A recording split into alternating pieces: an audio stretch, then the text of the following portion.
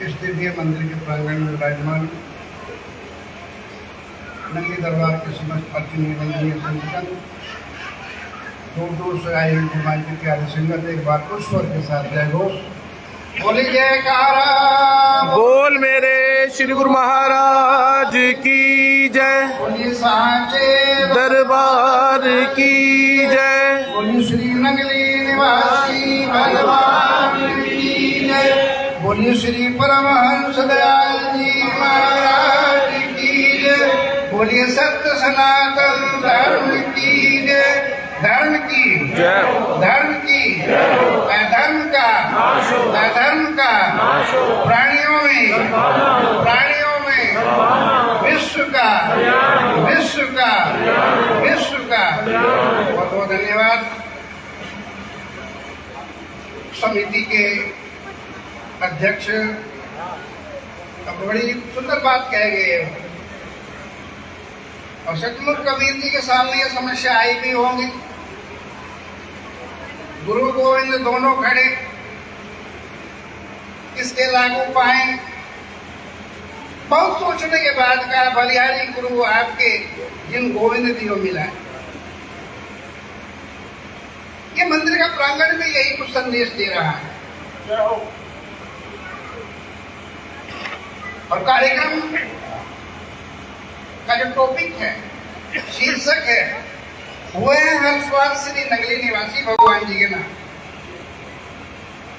नगली निवासी भगवान का मतलब एक पूर्ण सतगुरु।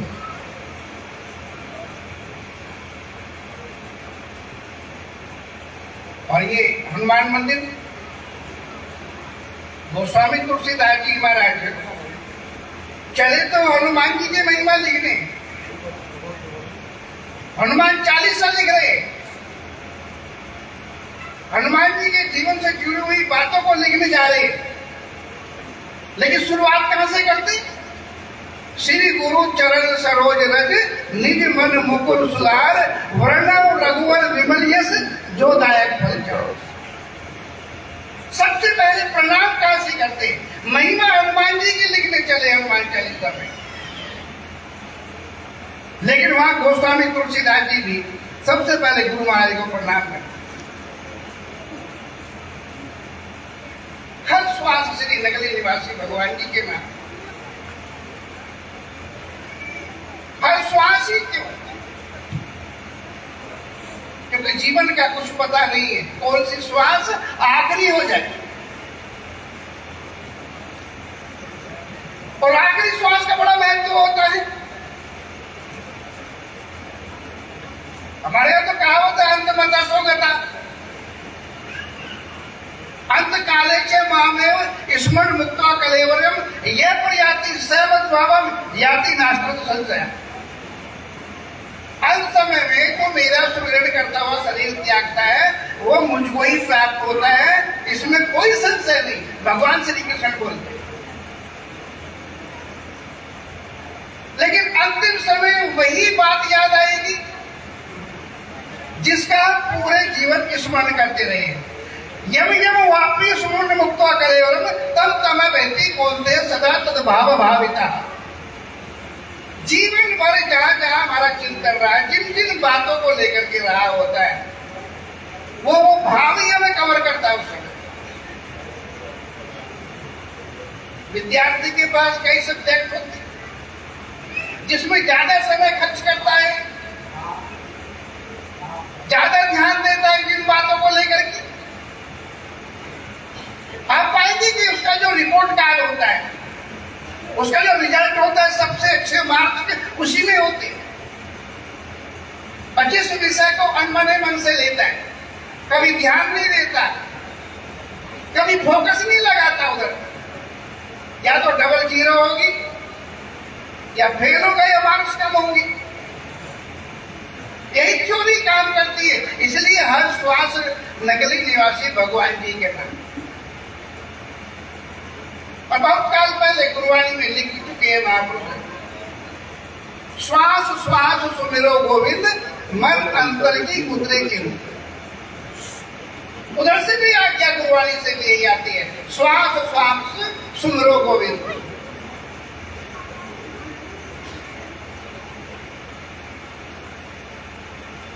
आवश्यकता क्या है? हम श्री नगली निवासी भगवान जी के उपासक हैं। समय इजाजत नहीं देता लंबी कथाओं के लिए, लेकिन वो इतने दिव्य व्यक्तित्व धारण करके जो आए हैं उसके हम बेस को भी जरा देख लें। बहुत दिनों के बाद चावड़ा जी मुझे इधर आने का मौका मिला। 1980, 81, 82, 83 तक अपनी युगल जोड़ी गुरुदेव के साथ 3 गलियों में आता था। और मेरे गुरुदेव जब NIT में आते थे यहाँ, तो वो कृष्ण द्वारा के आज हम दर्शन करके आए हैं, यहाँ आना नहीं बोलते थे। वर्ष में यदि 3 बार भी फरीदाबाद में मेरे गुरुदेव आते थे, तो तीनों बार हर बार श्री कृष्ण द्वारा जो वो है अपना आश्रम मंदिर में यात्रा वहीं से होकर के आई है। लगभग 40 साल बाद आने का अवसर मिला इन गलियों, क्योंकि इन गलियों में आते टीरी की याद आती। मेरे प्रभु जी गुरुदेव तो बहुत सारे भक्तों के नाम भी जानते थे जो टेरी से आए उन परिस्थितियों में, और उनका बहुत सारा समूह इधर ही रहता है NIT में। उससे मिलना वो भूलते नहीं थे, लेकिन आज 40 साल के बाद मुझे तो गलियां भूल गई थी। आज शोभा यात्रा के साथ आना हुआ तो उस दिव्य स्थान के दर्शन हुए। श्री नगली निवासी भगवान जी अपने गुरुदेव की छत्र छाया में जब साधना में जी रहे थे, साधना काल था उनका टेरी की पहाड़ियों में, किसी मौज में आकर के परमहंस महाराज जी ने बोल दिया होगा कि सन्यासी को साधना करनी चाहिए, भोजन के स्वाद के पीछे नहीं पड़ना चाहिए। ऐसा कुछ श्री मुख से निकल गया होगा।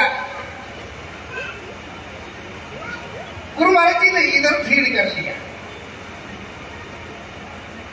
भिक्षा मांग के खा लेते टेरी की गलियों में। और उनकी एक मनपसंद सब्जी थी, उसे कमल ककड़ी भैं, पंजाबी लोग तो भेड़ बोलते हैं, भें, हम तो कमल ककड़ी बोलते हैं। अब गुरु महाराज जी ने भक्त दयाराम जी के घर भिक्षा की। उस बेचारे को पता था कि ये सब्जी नहीं लेंगे, क्योंकि परमहंस महाराज जी की आज्ञा हो चुकी है नमक से ही रोटी खानी है और पहाड़ियों में चले जाना साधना के लिए। 4 रोटी दे दी, उधर सब्जी और देने ही जा रहे थे, प्रणाम कर लिया नगली निवासी भगवान जी ने, कहा ये मेरे गुरुदेव की आज्ञा नहीं। आंसू आ जाते भक्त दयाराम जी की आज्ञा। परमहंस महाराज जी भी इस कोमल बालक को कितना कठोर है आदेश दे दिए, बिना सब्जी के भोजन कैसे किया जाए, रोटी कैसे खाई जाएगी। तपस्या के काल में श्री नगली निवासी भगवान बनने से पहले किस प्रक्रिया से गुजरे, परमहंस महाराज जी ने किन प्रक्रियाओं से गुजारा, ये देखने वाली चीज है।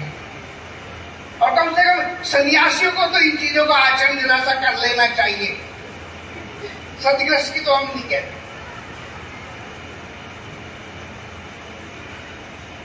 कैसा दैदिप्यमान व्यक्तित्व।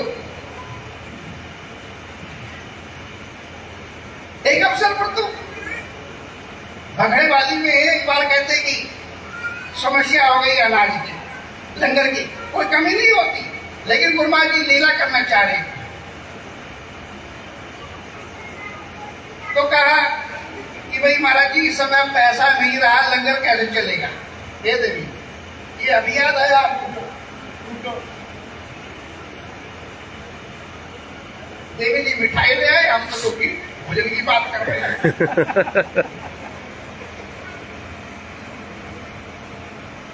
तो गुरु महाराज जी ने कहा कि देखो पैसा नहीं है, कोई बात नहीं है। उस समय शायद गुलाम प्रथा जिंदा होगी, तो कहा कि हम एक साधु को बेचना चाहते हैं। कौन बिकने के लिए तैयार? लगभग 600 से अधिक सन्यासियों की भीड़ थी। सारे हाथ खड़े कर देते कि हम बिकने के लिए तैयार, भक्त भी हाथ खड़े कर देते हम बिकने के लिए तैयार। यदि गुरु महाराज जी का लंगर चलता है, व्यवस्था चलती है, तो हम बिकने के लिए तैयार। ब्रिटिश गवर्नमेंट थी, होगी जिंदा भी दास प्रथा। तो गुरु महाराज जी मुस्कुराते हुए बोले कि भाई सबसे ज्यादा कीमत तो इनमें से स्वामी परम ज्ञानानंद जी की मिलेगी, क्योंकि ये तकड़े भी बहुत है और जवान भी है, हैंडसम है। इनके पैसे बहुत मिलेंगे तुम सबकी अपेक्षा। अच्छा, इनके पैसे कितने मिल सकते? आशुतोष प्रभु लीला करेगी कि इसके परम ज्ञानानंद जी महाराज के कितने पैसे मिल सकते?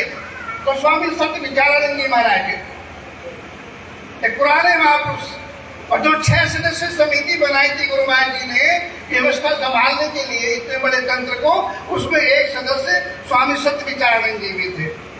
तो कई तरह रहे होंगे, बाहर की नजर रही होगी। उसने कहा महाराज जी आज के एवेल्युएशन के हिसाब से इनकी कीमत 10,000 तो होगी ही होगी। उस समय में 10,000।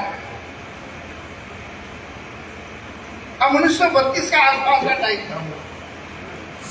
1932 में 10,000 रुपए कीमत तो होगी ही परम ज्ञानानंद जी की। श्री गुरु महाराज जी आवेश में आ जाते हैं। कहा मैं अपने सेवक के, जो मेरा सेवक है, मैं अपने सेवक का एक बाल भी 10,000 में नहीं दूंगा। बोल मेरे श्री गुरु महाराज की जय। तुम तो मेरी इस सन्यासी की कीमत लगा रहे हो 10,000 रुपए। यह मौका आया, एक बाल भी 10,000 का नहीं दूंगा। मुझे अपना सेवक प्यारा है, जो मेरी शरण में आ गया सब कुछ छोड़ छाड़ करके, वो मेरे लिए परम प्रिय है। मैं उसे कैसे बेच सकता हूं? चिंता ना करो, पैसे की कोई समस्या नहीं है। और शाम को ही लीला कर दी। कहा कि देखो तुम कैसे बिस्तरा लगाते हो, जरा ये ठीक से बिस्तरा लगाया करो। ये क्या चुभ रहा है? ये जिस पलंग को अभी थोड़ी देर पहले सजाया गया था सत्संग से पूर्व, उस पलंग के नीचे कुछ फील कर रहे हैं नंगले निवासी भगवान जी। कहा कि जरा हटाओ इसको, ये क्या कर रहे हैं? ये चुभ रहे हैं, हटाओ इसको चादर को। देखा तो वहां नोट थे बहुत सारे, माया थी, चड्डी थी नोटों की।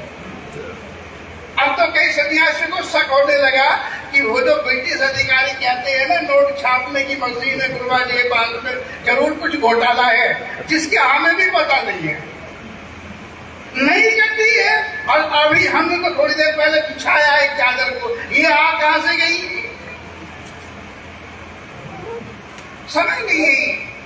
एक शाम नगले निवासी भगवान जी के नाम का कार्यक्रम भी होते हैं जगह जगह। ये हर श्वास श्री नगले निवासी भगवान जी के नाम। हरि अनंत हरि कथा अनंता, कहीं सुनाई बहुविधि सब जनता। कहाँ तक उस प्रभु की लीलाएं गाई जाए, कहीं नहीं जा सकती। बस नमन करने को मन करता है। हर श्वास में उनका हम ऋणी रहे, अपने आप को महसूस करें कि हम आभार व्यक्त करें, उनका महसूस करें कि आकंठ हम उनके ऋण के नीचे डूबे हुए। हर समय उनको सुमरे, उनका चिंतन करे, उनका मनन करे। श्वास श्वास सुमरो गोविंद, मन अंतर की उतरे चिंतन। बस यही उद्देश्य जीवन का हो तो जीवन सार्थक हो जाएगा। अब समय इजाजत नहीं देता आदि कहने के लिए। इन्हीं शब्दों के साथ में अपनी वाणी को विराम। बोले सदगुरुदेव भगवान।